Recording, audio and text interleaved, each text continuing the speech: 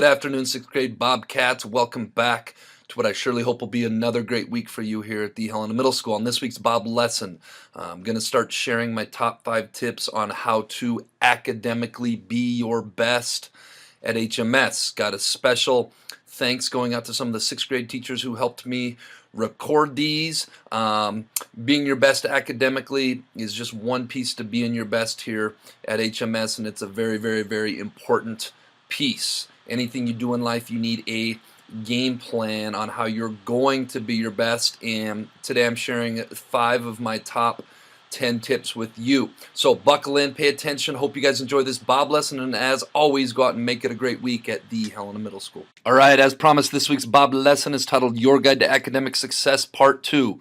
But first, let's be our best this week at HMS. Let's be Bob. Let's be safe. Let's be responsible. Let's be respectful. And let's be a learner. Good afternoon, Bobcats. This is Mrs. Shockley, and I am a guest presenter with Mr. Flato today to help our Bobcats be their best with academic success.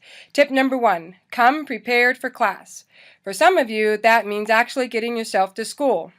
Do some of you guys stay up too late some nights watching Netflix or playing on your phones, and then you're too tired to come to school the next day and you call that a sick day? That's not a sick day. That is behavior. So if you're actually sick, you have the flu, you have a cold, you are spreading germs to everybody, that's a sick day. And we want you to stay home for that.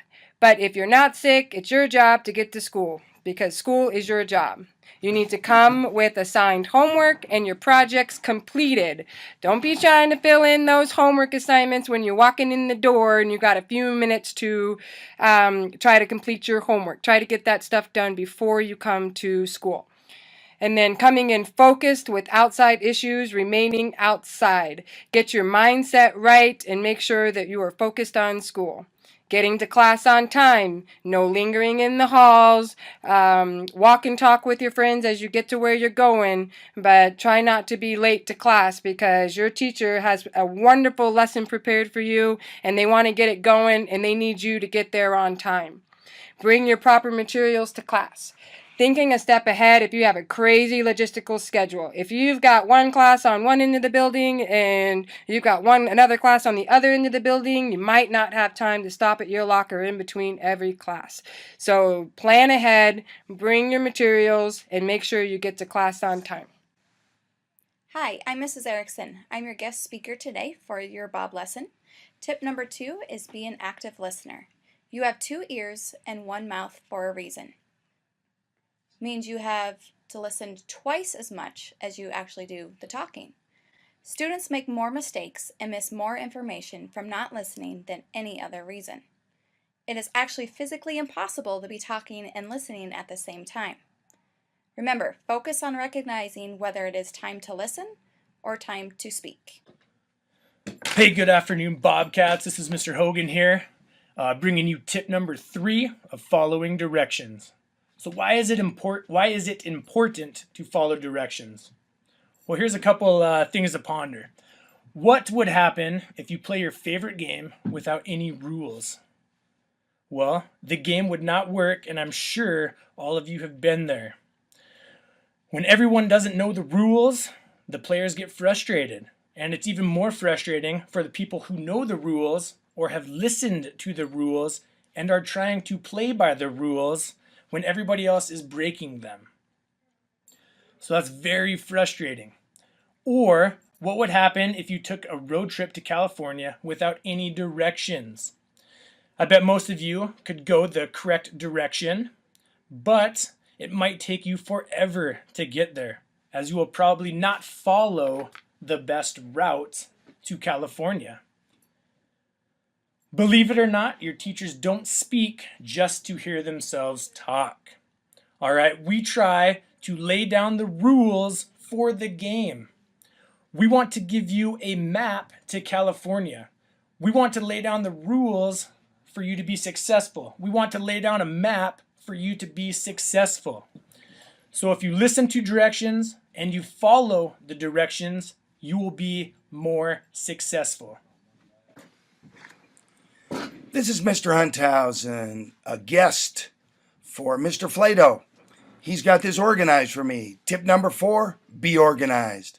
Use an assignment notebook. You all know what that red book is. Every Monday we fill it out.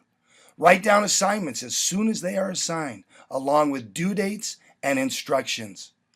Do not save homework for the last minute. Procrastination is not good. Don't let that lazy bone take over. My kids know what that is. Today is 10/6/16, and you are viewing this lesson next week, Monday or Tuesday. As I said, Mr. Flato is super organized. Keep your lockers neat, tidy, and organized. The locker on the left looks pretty organized. The locker on the right, I see far too many of those as I walk down the hall. Now, I carry a black bag with me home every day, and sometimes I forget what I have to do that night. I just remember I have something to do, so I unload it. I unload parts of it, and I get reminded of what I need to do. So whatever works for you, stay organized, be organized. All right, Mr. Flato back here. Thank you, 6th grade teachers, for helping me out. Here's tip number 5. Do all of your work. Missing work and not doing work is the biggest thing I see in middle school that drags students down. So I did a little side-by-side scenario here to help you guys understand it. Let's pretend that we have 2 students. Student number 1 on the left, student number 2 on the right.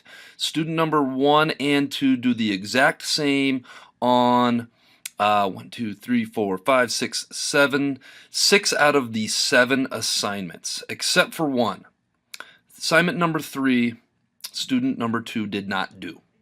The difference between these 2 students at the maybe midterm or whenever this is a 93% and a 79%. That's the difference between an A and a C. One more time. Student A and student B scored the exact same on all of these quizzes, tests, and assignment. The only difference is student number 3 did not do one. That was the difference between an A and a C. Imagine you start adding up these zeros, they start adding up, and they will tank your grade so quickly. Another thing I heard from students a lot is, I did it, but I just didn't turn it in.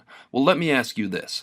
If you spent 2 weeks working on a job and your employer wrote you a check for, I don't know, $1,000, would you leave that check in your pocket, or would you go cash it into the bank and get your money?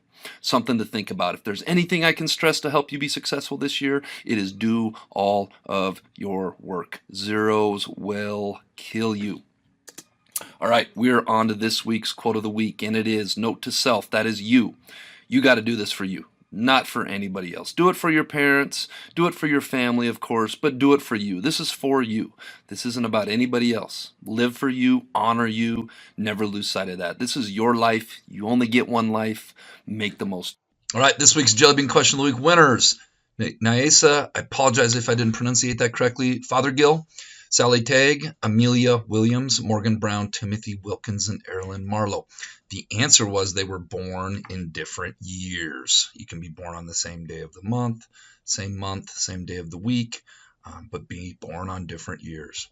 All right, this week's Jelly Bean Question of the Week. Where does today come before yesterday? If you think you know the answer, make sure you submit your name to the Bob box. Make sure it's first and last name.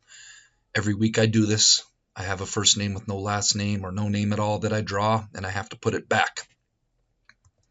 All right, Bobcats, let's make it a great week at the Helen Middle School.